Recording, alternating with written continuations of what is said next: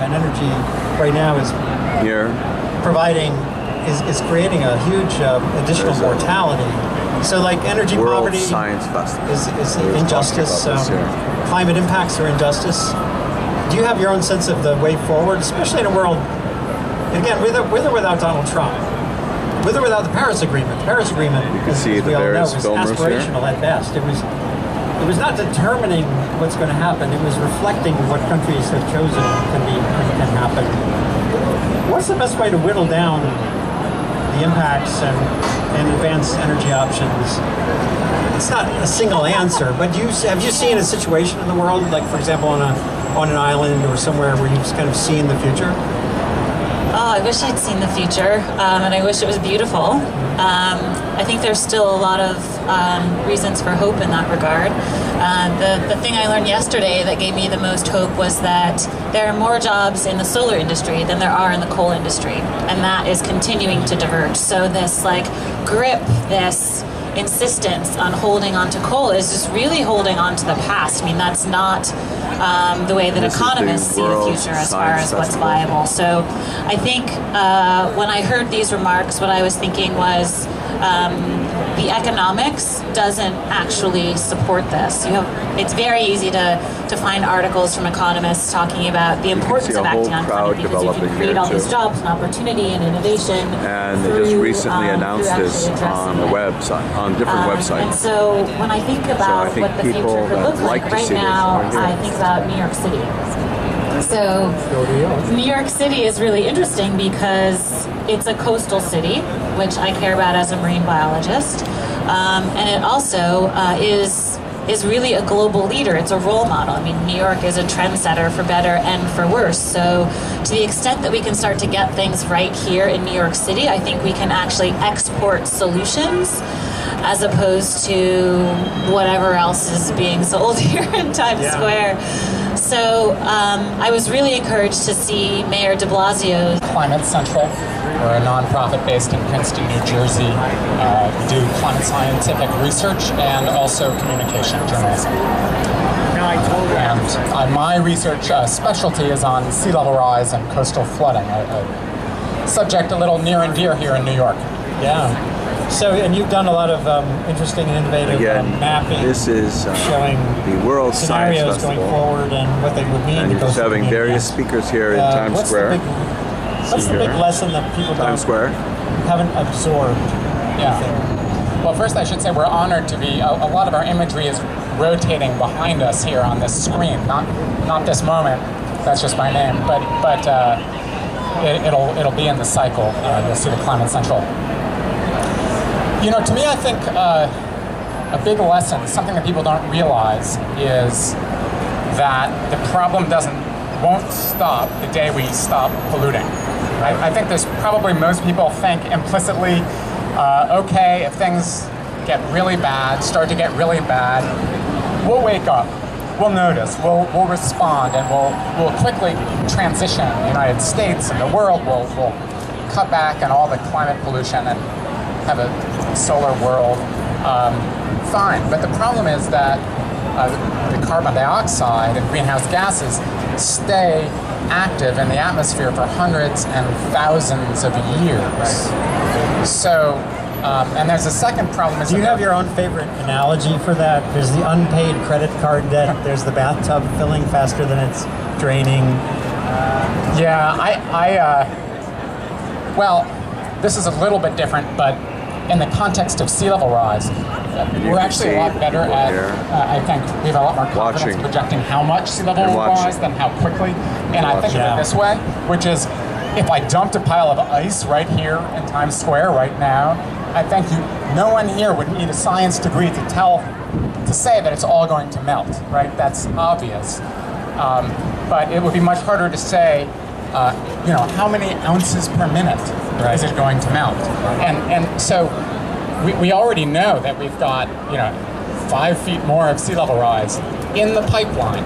I mean, all the people really enjoying this environment, whether they're here for a specific purpose or not, whether they're just tourists in New York, it can be very nice just to see everything. just a chance to take a little further view of the center of the world, New York, Times Square. The famous physicist Brian Greene, and they're almost ready to do a little interview with him. You watch YouTube enough, you see Brian Greene talk about all the physics, the interesting aspects of physics. So who more appropriate, the World Science Festival, than Brian Greene? Just tune in on YouTube and you'll see some great programs. He was just watching this a little bit earlier just to see what it's like. And it was really amazing seeing that. So here he's giving a personal interview. So if you go to that part of Australia today and you go to Aborigines, they have a story. And they tell them a dance. And the story is This is more of Brian Greene talking. Ending where you see headlines. It's World Science Festival.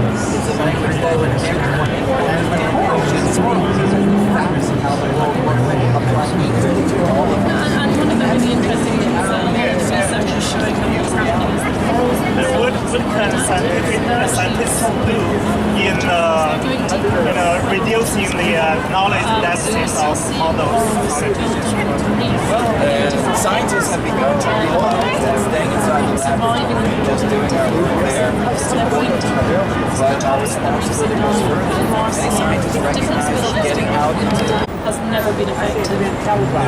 Well, that's where we were talking earlier about so much of science communication and science journalism was premised on the idea that if you present the science in some clear, engaging way, people will just snap it up and all in a common way. And the science of human nature and shows that it just doesn't work that way. And that could be sobering.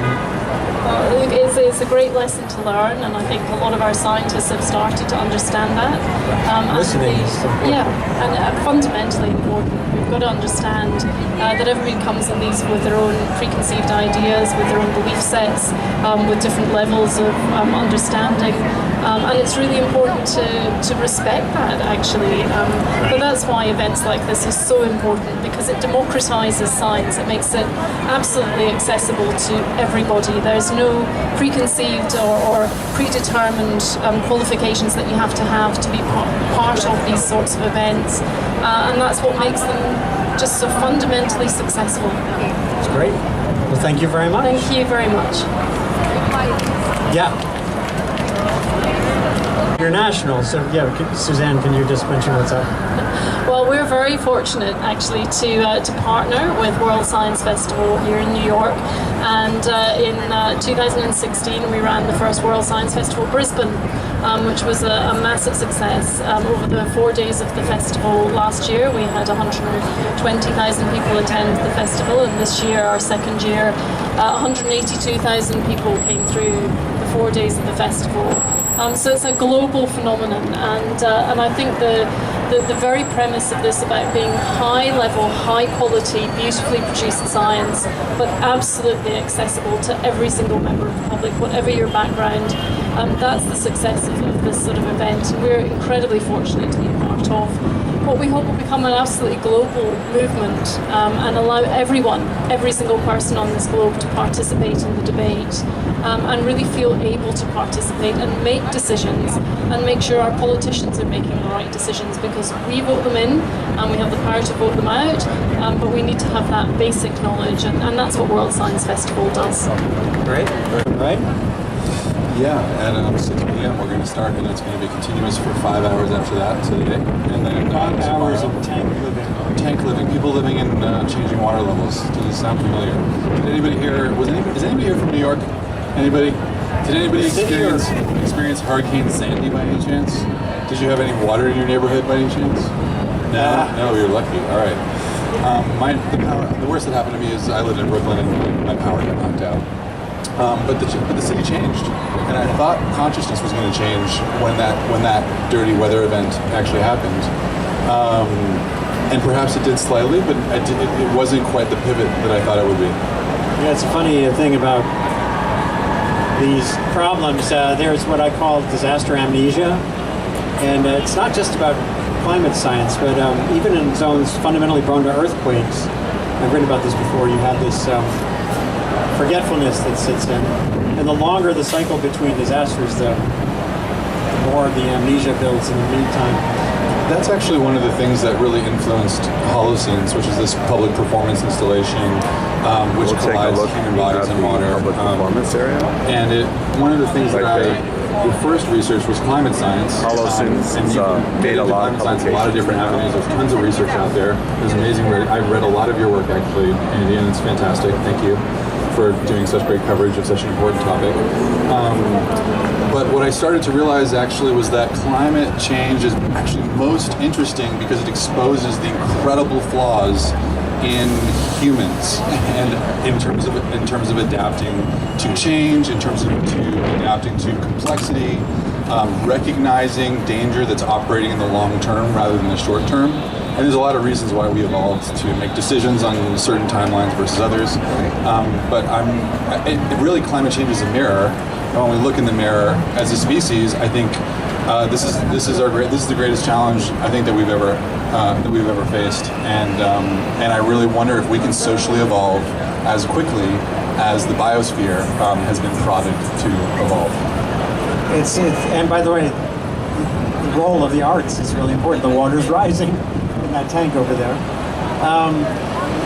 Which reminds me of that, not just the sea level issue, but carbon dioxide is this long-lived gas. When a chunk of coal is in the ground for tens of millions of years, that carbon is locked away. And if you release it, then it's in circulation, goes from a tree back into the air and back into the tree, but it doesn't go back in the ground for another 50 million years.